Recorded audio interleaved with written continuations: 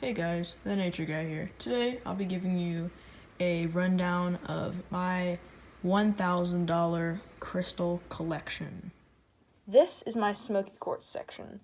It is one of my favorite kinds of quartz. It is known for its black or gray appearance, some so dark that you can barely even see through it, like this piece right here. Very nice size, very, very deep black. This is probably my best piece. Nice cluster.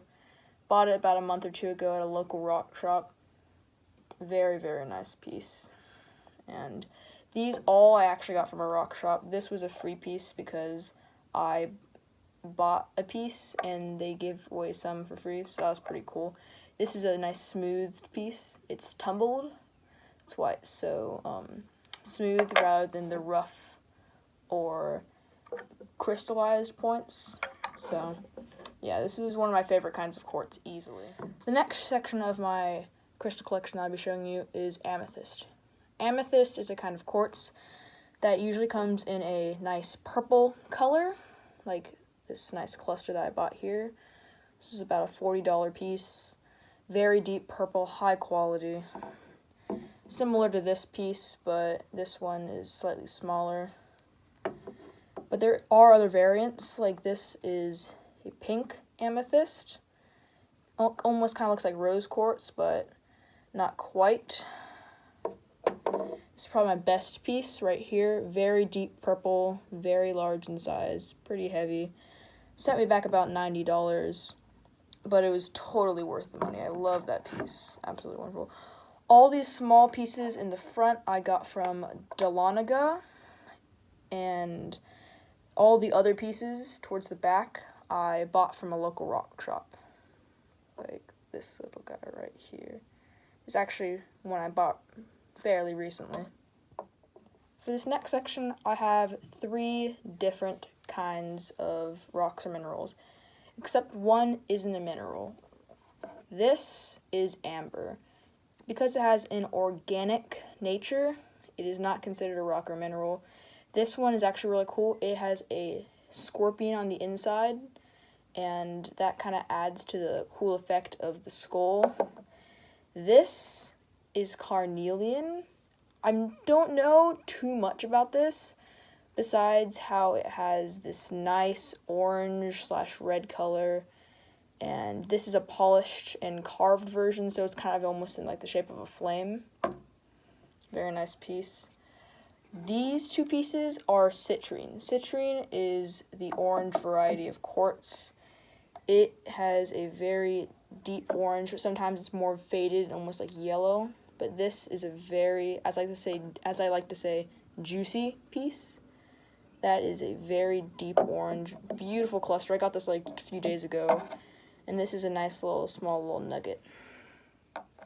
Here I have 3 different kinds of minerals. This is malachite. It gets its name from the Greek word malo, which means herb, and it is considered a semi-precious stone. Very nice green colors are polished down to a smooth texture rather than its raw form. Over here I have a small bit of raw emerald. It's not in its crystal form, or it's not really crystal, but like it's more raw than it is in its like more precious form.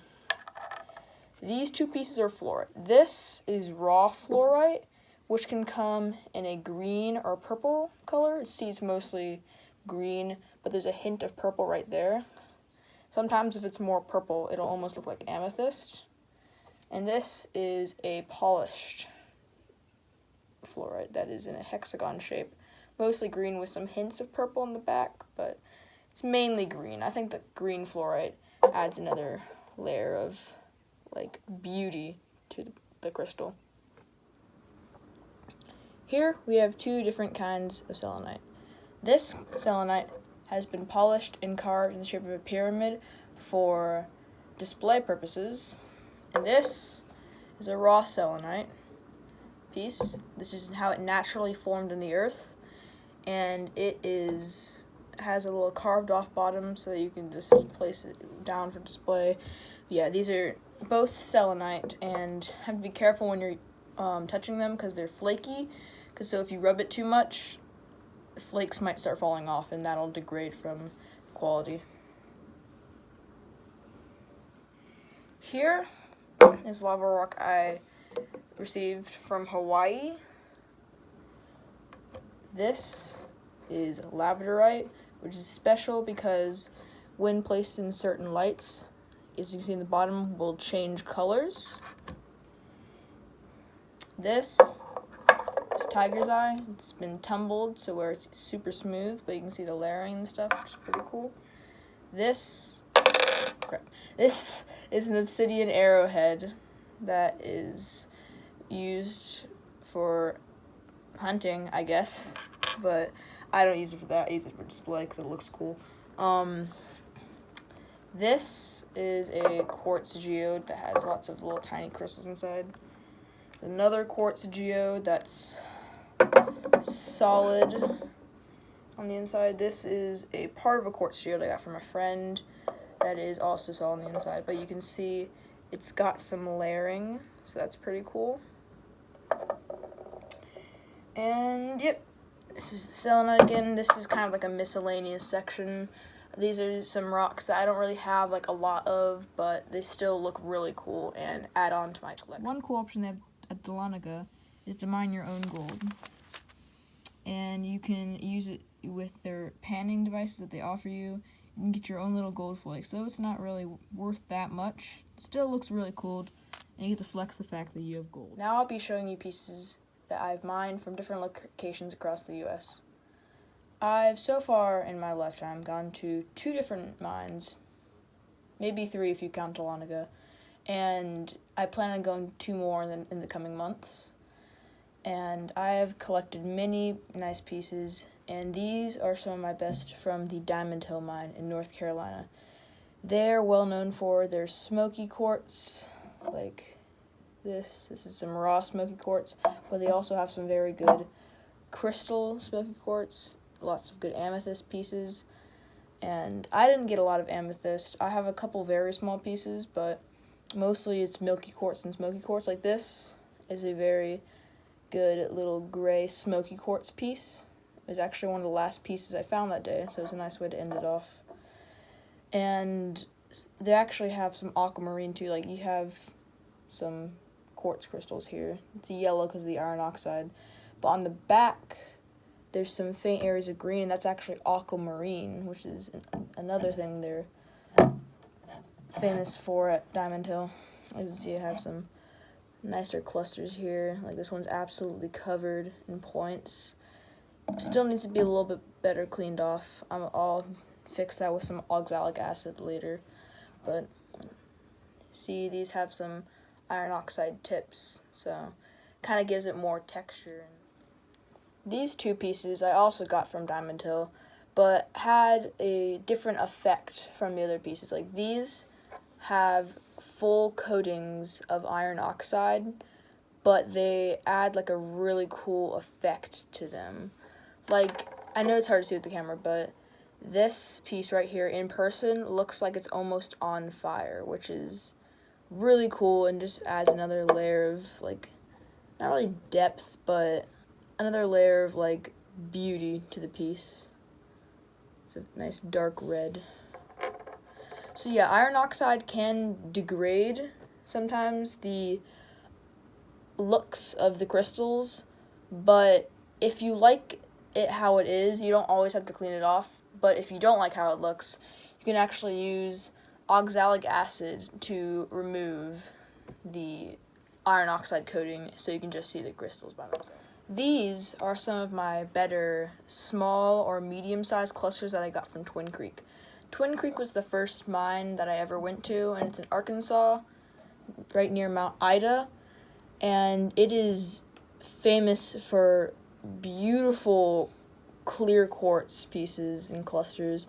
Like this is probably one of my best pieces out of that entire mine that I got. Just covered in very clear points. You can see right through it. It's just a lovely piece. Here's one It's got a nice little patch there, some decent sized pieces, decent sized points like that one on the back right there.